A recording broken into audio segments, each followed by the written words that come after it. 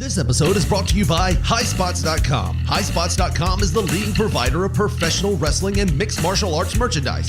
From wrestling boots to wrestling DVDs, wrestling action figures to title belts, HighSpots.com has the largest selection of wrestling merchandise. Go there right now with our link, tinyurl.com/STS HighSpots. STS HIGHSPOTS. Shop there with that link. It won't cost you any extra, but it will help support this podcast. It's part of our Let's Talk Shiznit on the Dirt Sheet series with my old buddy John Gallagher. Here's a clip. Listen to the show. Download it. Download it now. Go ahead, download it. Monday morning, I had to call with sales figures, and I got a hold of a lady down there in the that answered the phone.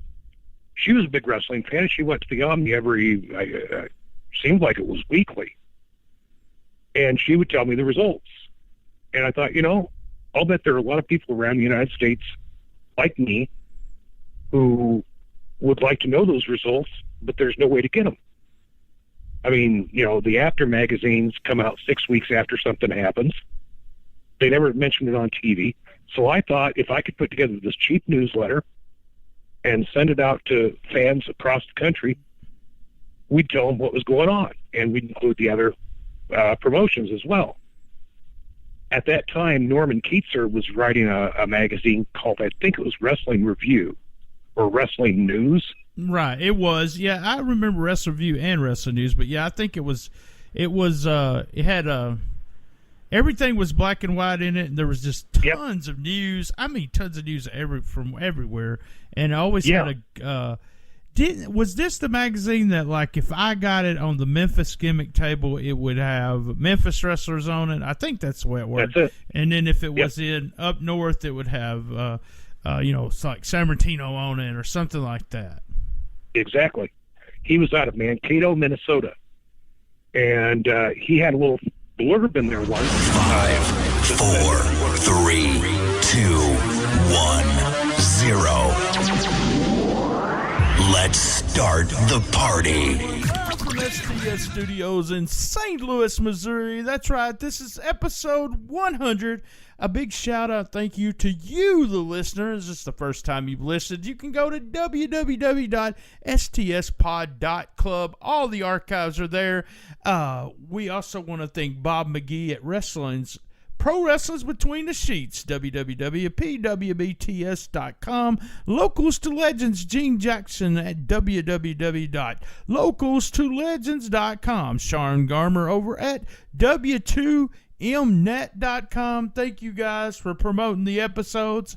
Remember, guys, you can reach me at Comic Book Mark BT. I'm at Shootin The Shiznit on Instagram. The Comic Book Mark BT's Twitter. We have a Facebook group. It's called Cool Kids MMA Wrestling and MMA Facebook group. You guys can join that. If you act crazy, we'll kick you out. There is a Facebook page for Shootin The Shiznit with all the episodes up there. You can listen to us on iTunes, Stitcher, Player FM, Pod Paradise, Spreaker, a little bit of AM radio if you tune it just right. A big shout out to Suplex City Limits, Creative Control, Who's Right Podcast, and my buddies over there at P3 Radio. Now, let's get on.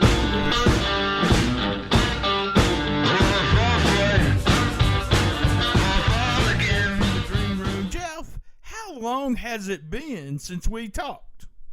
Appreciate you having me on, but I want to know, how long has it been? But almost as importantly as that question, when was the first time we spoke to one another? That may be. Yeah, I mean, now, so I've already turned the tables on you. Now I'm interviewing you, Brian. So roll with it. Well, the first time we met had to be Jonesboro, Arkansas.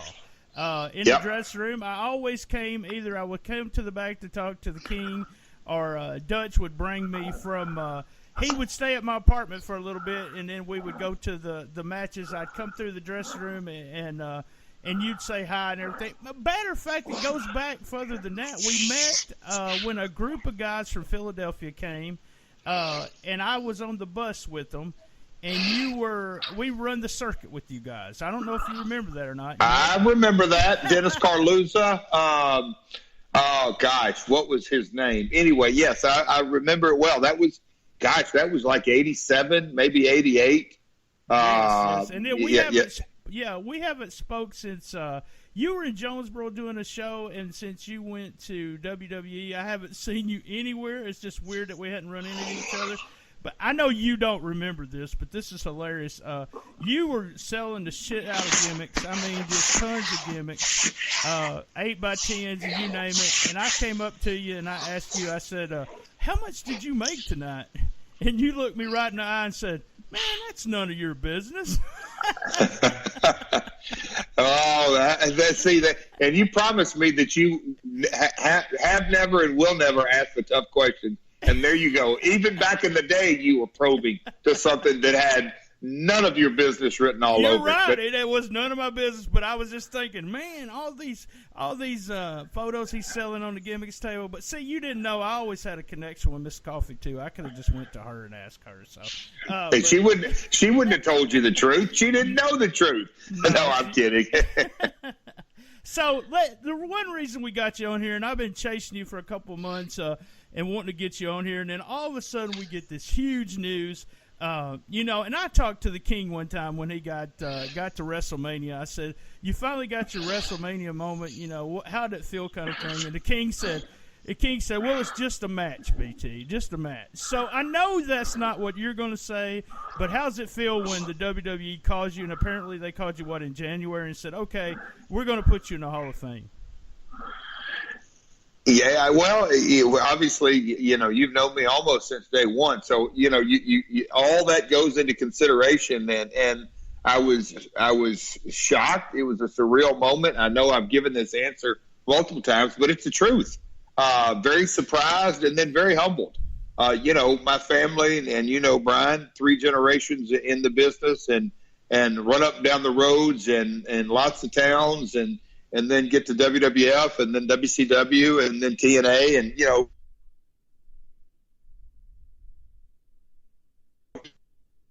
still a pretty overwhelmingly humbling feeling. And then, obviously you've been wanting me to do this podcast before the Hall of Fame announcement, but all the media requests and the PR requests, and I really am. I've tried my best to fulfill them all.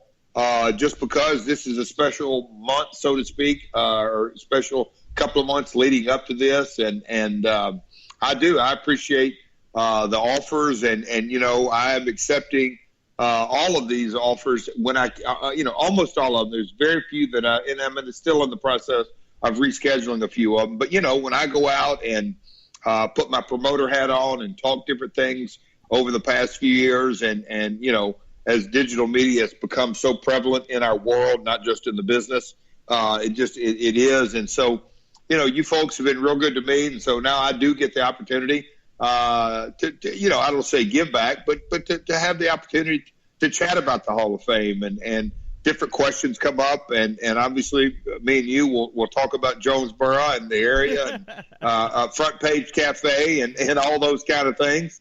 But no, it's a unique time, certainly in my career, and something that I'm enjoying. Awesome. Glad to hear that. Now, have you announced yet, or do you know who you're picking to do your introduction in the Hall of Fame there? The decision has been made, but par for the course, and how just wonderful they do. WWE rolls it out, who the inductor are going to be. And so that news will be coming up, and obviously in the next couple of weeks, and I'm pretty excited about it. But it is absolutely the perfect guy, and I'm really looking forward to it. Awesome. And, I see you going to the Hall of Fame, and a lot of guys that go to the Hall of Fame, we end up seeing that last run or that last big run in the WWE. Me and you pretty much the same age, but Jeff, you've always been in better shape than me, so maybe too many times at the Front Page Cafe. But there you go. Would you be ready for that last big run in WWE if they said, okay, we got this planned for you, kind of thing? Yeah, I do. I don't. I don't really take that into consideration. I've always stayed in shape. I guess you could say it's one of my hobbies. I'm well aware that I'll call it my most productive or best rings in the day, in the ring, are behind me. But like the old Toby Keith song goes, I ain't as good as I once was, but I'm good once as I ever was. Might be appropriate. So, never say never. I'll just say that. Awesome. Now, with all the WWE roster right now, I mean, it's got a mix of some of your guys from that you used all the time with TNA, and then, some new guys that you probably have never worked or even looked at. But if you had, if they came to you and you had a choice of the WWE guys right now, and you wanted to make that last angle and do that big last program, who would it be that you would choose to work with? Oh, see, you're trying to get me to play fantasy booker or something like that. I've never been into that. I do leave it up to you guys, the wrestling fan or the wrestling journalist or the wrestling critic. I think you're all in one, Brian, sort of like myself. I love to be a critic, a journalist, and a fan as well. But no, I don't get into that. I do know that when you look at, and I really call it, the four rosters, Raw, SmackDown, 205 Live, and NXT, man, it's deep. And when it really, really is deep. And then when you take a step back even further and look at CMLL or AAA in Mexico or, NOAH, All Japan, New Japan in Japan wrestling, the hot independent scene in the UK. The wrestling world is very, very rich in talent. So lots and lots of options out there, lots and lots of, we'll call it fantasy booking you could do. But, as you are well aware, coming from the Memphis area, sometimes the best stories write themselves. So we'll see what happens. We'll see what happens. As a booker, though, in the past, as a booker, have you just seen someone that's really, really hot at the time and said, hey, we could really do a program with that guy? Me and him fit so good. Well, that just happens. I mean, some things, sometimes the best things just come out organically. And that's really sort of the essence at times of this industry, is that when you see things develop, whether it's at a live event or TV or nowadays online, when you see something develop, then you just sort of sharpen up the pencils and sharpen up the focus and make the spotlight go on a talent's strengths and stay away from their weaknesses. And then you have, you have Ali on one side of the ring and Smoking Joe Frazier on the other, or you have the Celtics and the Lakers, or whatever rivalry you want to come up, Red Sox, Yankees. It doesn't matter. When the right rivalry steps in the ring against each other, sometimes it's just magical box office. And so oftentimes over my career, you can either be right in the middle of it or watch it from afar. So you can just look back on wrestling history, and there are times when things just fit and worked. Amen. Dundee Lawler's one of them. So there you go. Great example. Here's something that really fit for you, and it's a question I've wanted to ask you for a long time. And this has, and people are going to say, man, all the time he spent in the TNA and all the time he spent in WWE, and you're going to ask him about Memphis wrestling. But let's go back because, hey, I'm a Memphis wrestling guy, so grew up, been watching since 1978. And this goes back to that Philly group. We were down there. I was down there with those Philly guys. And you were tagging with Billy Travis, and you guys were going against Pat Tanaka and Paul Diamond. And, they all – sometimes, the dance is real good, and sometimes the dance is real bad, and sometimes the dance is the best you've ever seen. And that dance was awesome. I mean, we watched 3 matches back-to-back, 3 nights in a row. You guys knew that you had some smart fans out there, smart, quote-unquote. And, right. I hear you. You guys turned it on. It was 3 totally different matches. It was, the last night or the night before the last night, we had breakfast with you two guys, you and Travis. And Travis said, what do you guys want to see for the third night? And we actually said blood. Now, that's the guys from Philadelphia. They want blood, Hey, Philadelphia fans. And Travis went out, did it. We got blood that night. But you guys put on. it was almost like if you want to talk stars, the first night you put a 4-star, next night you put 4.5, and the next night it was 5. I mean, it really was that crazy. What was so good that you tagging with Travis? I know he'd been in the business for a little bit longer, but then you have Pat Tanaka and Paul Diamond on the other side. Why was that so good in the ring? Did you guys just have so good communication, or what was the deal? Well, and when you look, and this will really, really be hard to explain unless, like, you and me were there to understand it. But, Billy had a real knack for tag team wrestling. I was so young in the business, but I knew my role. All four of us knew our role. And Billy was such a good tag wrestler, and he was a good wrestler, but a very, very good tag wrestler. And Paul Diamond and Pat Tanaka, they weren't rookies like me by any means. They were very, very good, and all four of us were pretty good athletes. So it was highly athletic for at the time, and things just clicked, and we worked hard.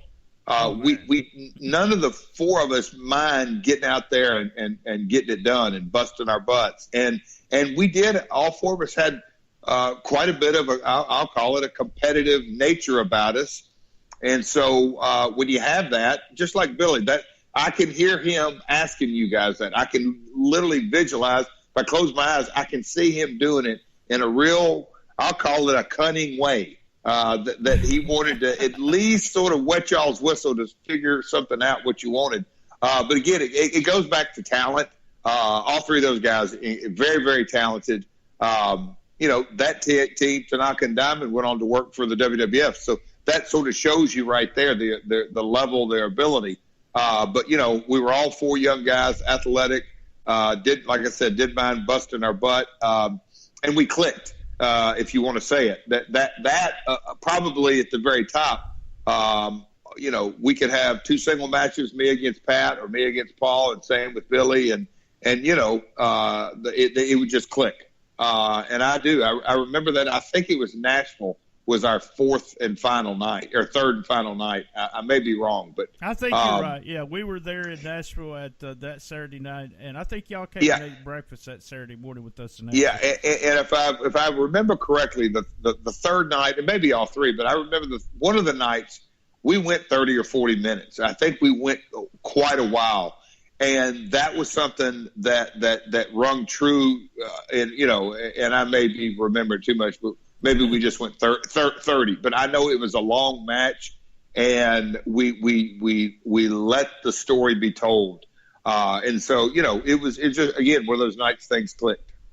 Yeah, I mean, just I remember that, and we, all the kayfabe sheets picked up everything. We made sure you guys were, they're having the best matches in Memphis, Tennessee, and you guys were, Lawler was real open with a lot of stuff, but you guys were. And I guess that helped me be a fan of Jeff Jarrett from day one. Jeff, man, I know you got plenty of stuff to do, and you're a busy man. It sounds like you're getting ready for another interview there. If I can ask you, I always do a catchphrase for my podcast, but I think it would be best if I could talk you into doing one of the most famous catchphrases ever to end the episode. What's that, BT? Is it J.E.? Go ahead, my brother. Go ahead. Well, I didn't know if you were going to have me tell you to choke on that slap nut or Brian close it out. So far, I appreciate you guys giving me some time, Brian. I'll come back. We can specifically devote it. Maybe get Dutch on here and do a little party podcast here. But folks, I'm going to be signing off, and that's JEFFJARRE T. That's. All right. We want to thank our guest, Jeff Jarrett. Thanks a lot, Jeff. We do appreciate it.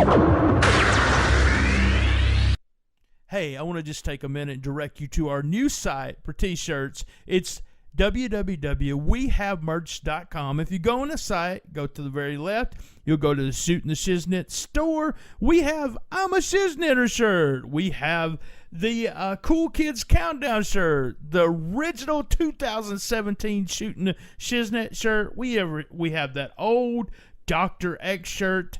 My Old Buddy, you can get My Old Buddy in multiple colors, being the Shiznit, and also a brand new shirt this week, Happy Shiznit Day. That's right. Happy Shiznit Day. Guys, go to the site. We have up to 6XL. That's right. Up to 6XL.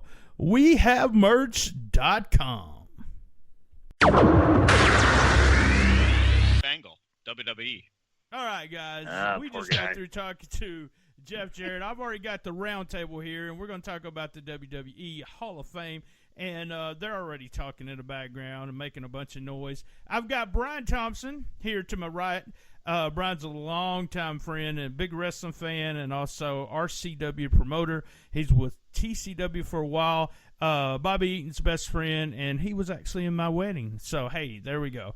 Also, right across from me is JoJo, the producer, Joe Feeney from Keeping It 100 or Creative Control. JoJo's been on here a lot. And my co-host, my cohort, my friend, Lance LeVine to the left of me. I'm a little concerned about cohort. That's a little scary, too. Whoa. So here's what we're going to do, guys, tonight. This is the 100th episode. We had a little conversation there with Jeff Jarrett. So what we're going to do is he was talking about him going into the Hall of Fame. And I know we read on the message boards or in the groups there, the Facebook groups, about people that should be in the Hall of Fame and people that should not be in the Hall of Fame that are already there. So here we go. I get to pick. Then we're going to talk to Brian, JoJo, and Lance, and we're going to all have our picks here tonight to finish up this episode. 100th episode, guys. 100th episode. So I get to pick first, and the guy that I think should deserve to be in the Hall of Fame, and I know this is not going to surprise anybody when I say this, is Lance Russell. Now, I know Lance Russell wasn't, with the WWE, but is part of the library. He's going to be part of the Memphis library. He's also part of the WCW. Lance, and there's guys that's in the Hall of Fame that had probably less time in the WWE. Lance was, and I hated that he had to die for even them to consider it, which they probably will eventually. But I think Lance deserves the pick for one that's not in there. And the guy that's in there that I'm picking, and believe it or not, he started in Memphis, Tennessee also, is Koko B. Ware. I really never thought Koko B. Ware should have been in the Hall of Fame. But when they get someone else in the Hall of Fame and everyone starts bitching about it, I always say, but Koko's in there. And, it always gets me. Koko Ware, And the funny thing is, since I've been privy to some promoters in the Memphis area, as soon as he got into the Hall of Fame, Koko took it for shoot. He charged almost triple for his appearances to some people. And then he wouldn't wrestle. He would just come to the show and do autographs and stuff. So, I guess that sort of, made me think that he shouldn't be in there if he was going to take advantage of it, All right, Brian Thompson, your turn, my friend. Oh, I apologize. So, are you going to, you mentioned both now. I was dreaming of you, Brian Trammell. Oh, but I knew you would be. I said you were in my wedding. I didn't say we got married. God, come on. You didn't talk about what part. I was in the wedding, the honeymoon, but be that as it may, I don't know. I mean, I have a hard time as an actor or as a performer or whatever in the wrestling business really picking on anybody who is or isn't in the Hall of Fame as far as who shouldn't be in there, because depends on how you look at it. I guess, it seems like Koko gets the bullseye on him because of some of the things you mentioned. But then he was, he had the Pile Driver album and some pretty high mainstream type of things. So I could see why they even, made a little bit of an exception with him. I just kind of think in terms of, I wish there wasn't necessarily that celebrity wing. I don't know that necessarily. I would look at a Hall of Fame. You don't see a celebrity wing of baseball or any other Hall of Fames out there. So I would think that I'm aware of. That's kind of what does that do for to me, it should be for workers, managers, announcers, wrestlers, promoters, anybody that's actually active in the wrestling business. So I'll do the PC answer right there on that one. As far as who should be in the Hall of Fame, I mean, I'm gonna give my second, because obviously I'm a little biased, and of course until they're in there, I will always say the Midnight Express. But I'm gonna throw it a different direction and say one that surprises me, and I think should be in there is Ivan Koloff. I mean, here's a guy that ended Bruno's reign. That's number one. Number two, of course, just the career he had in general. But the fact that he had a run up there and was a world champion for the WWF at the time. Surprises me that they didn't do that. And I think it's a shame, because I heard that he really wanted the honor and obviously didn't get it before he passed. I was fortunate to meet him about a year before he passed away, so would have liked to have seen that have happened during his life, kind of like you mentioned about Lance Russell. Some of these guys that deserve that honor, and it seems like we don't get it until after the fact, so it doesn't have quite the same luster as if it would have happened during their life. So that's mine. All right, Brian Thompson. Okay, Brian, give us where can we get you on Facebook, Twitter, whatever. Go ahead and plug your shit before we get on. The RCW, everything is at RCW Ringside, rcwringside.com, at RCW Ringside on Twitter, and then Facebook.com/RCW Ringside. There we go. Now we got JoJo Feeney.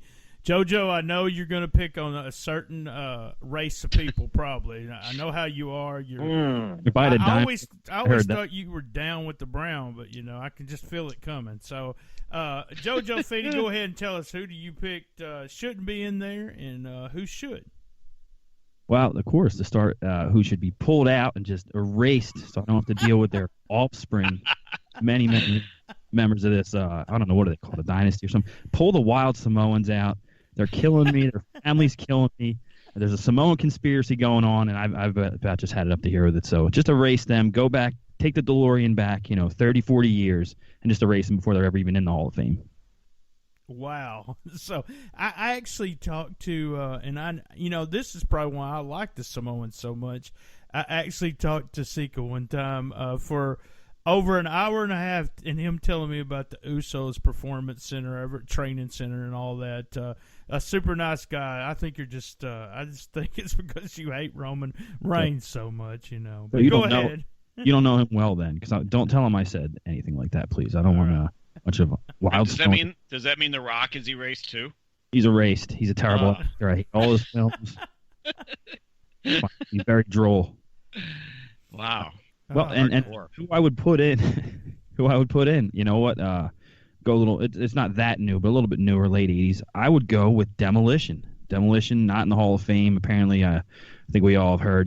Bill Eadie had a lawsuit with him in the early '90s and stuff. Might have put him on that list. That we'll never see that happen. But when I was a kid, I was a WWF kid. So to me, Demolition was awesome. They weren't, a Road Warriors clone or whatever. They were their own thing.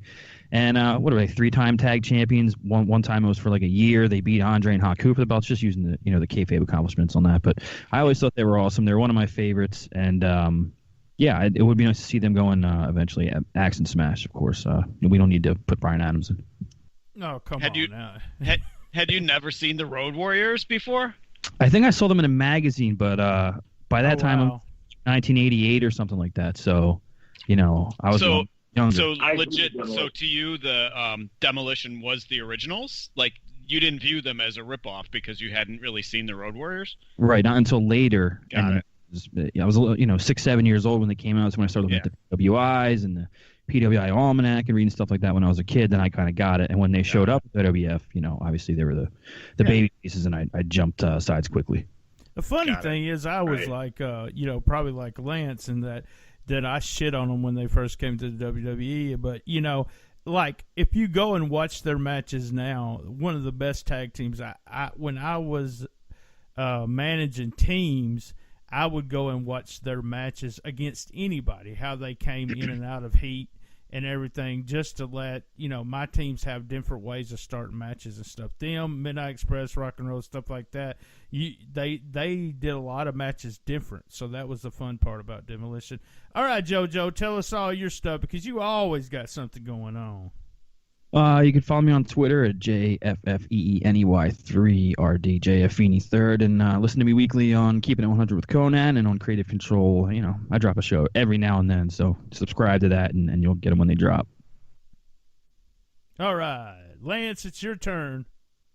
All right. Well, I had to be outside the box a little bit here. So first off, the guy who's got to be out, I can't believe you guys didn't mention this guy already, but the guy who's got to come out of the Hall of Fame is James Dudley, the Vince's limo driver. As soon as you position this that we're going to, boot somebody out and put somebody in the Hall of Fame, that was the only name that came to mind. So I actually looked up this guy on Wikipedia, and it said he had various jobs in the WWF, including, and this is a direct quote, carrying buckets of water.